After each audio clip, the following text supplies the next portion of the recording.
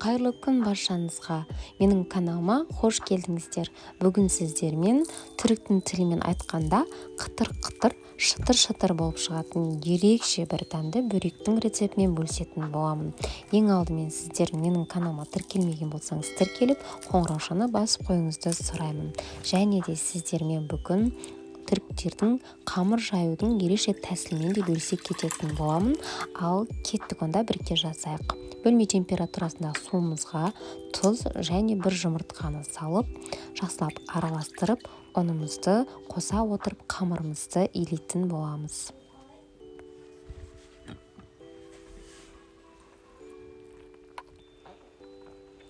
Қамырымызды илеп дайындап алдық. Енді бетін жауып 15-20 минутқа қалдыратын боламыз. Және біз осы уақытта бөлектің арасына салатын салмамызды дайындайтын боламыз. Табамызға майымызды құйып, фаршымызды салып, жақсылап қуырып аламыз. Бетін жауып, қуырылғанша қалдырамыз. Және қуырылып дайын болған уақытта пиязымызды салып, аздап қуырып алатын боламыз. Енді пиязымыз қуырылып дайын болған уақытта газымызды өшіреміз. Және дәміне қарай тұз, паприка, қарабұрыш барлығын салып, араластырып, бетін жауып қалдыратын боламыз.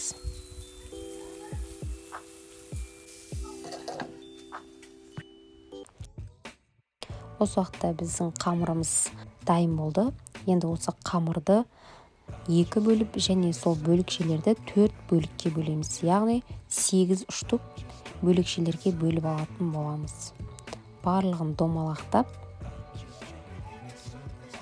жинап аламыз.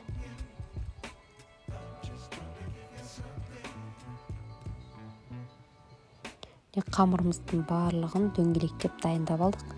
Енді осы қамырларды жайып алатын боламыз. Мен өзімде бұл қамырмен алғаш рет жұмыс жасап тұрмын. Негізінде үлкендеу етіп жайып қойған екен, бірақ сіздерге кішірек етіп жаюды ұсынамын. Міне барлық қамырымызды осылай жайып дайындап алдық. Енді осы қамырлардың арасына май жағып, жинап алатын боламыз. Кез келген шедра или сливочный берегі осы майымызды ертіп, алдымен ыдысымызға жақсылап жағып аламыз, және әр қамырдың арасына жақсылап майымызды жағып алатын боламыз. Толықтай барлық жеріне жеткізіп, осылай молынан жағып аламыз.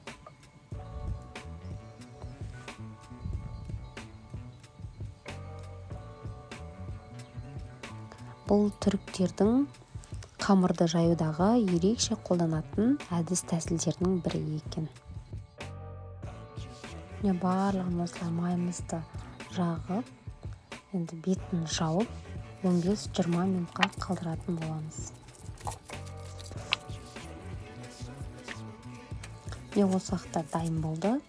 Енді қамырымызды ұқыптап алып, оны жаятын боламыз. Видеода қиын алынған болып көрінуі мүмкін. Негізінде арасында май болған соң бұл жабыспайды.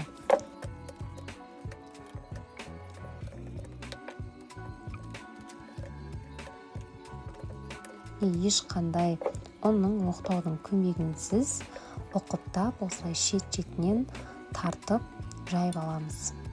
Арасындағы салмасын 2-2,5 қасық шамасында салып аламыз. Бір жасап дәмін көріп алатын болсаңыз, қайта-қайта жасайтын боласыз. Салмамызды салып, осылай орап дайындап аламыз.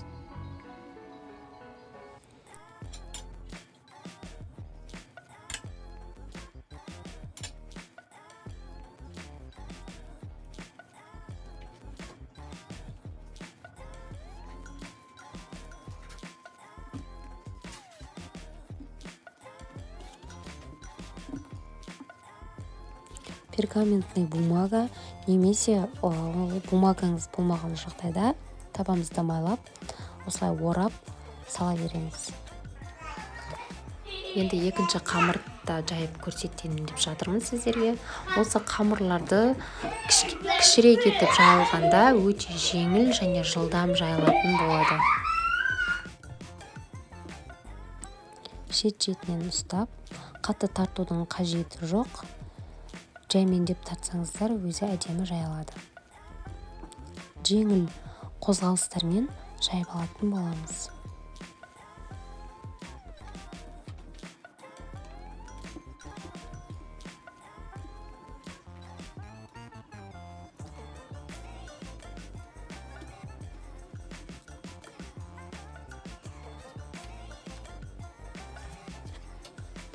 Қатты тартудың қажеті жоқ, жыртылып кетеді.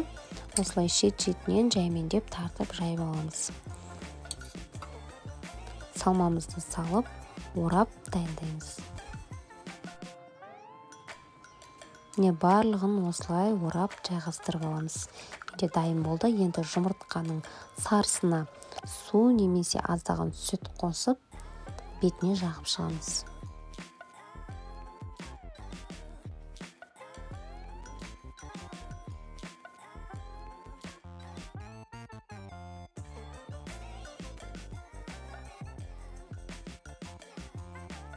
Бетіне әдемілік үшін осында ақ және қара күнжіттерді пайдаландым.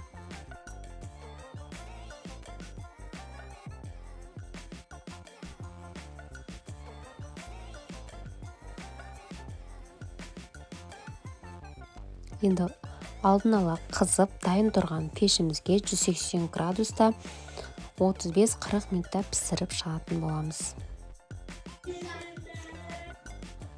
Міне осындай өте әдемі болып шықты. Дауысын тыңдап көріңіздер міне.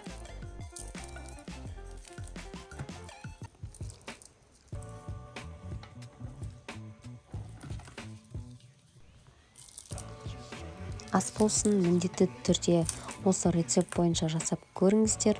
Отбасыларыңызға ұнайды деген сенімдемін. Өте дәмді, ерекше рецепттердің бірі, бөректердің бірі болып саналады. Достар, менің каналыма тіркелмеген болсаңыз, тіркеліп, қоңыраушаны басып қойыңызды сұраймын. Алда түрлі ерекше рецепттермен бөлісетін боламын. Назарларыңызға рахмет. Сіздермен болған Сандуғаш Әбдіқұлқызы.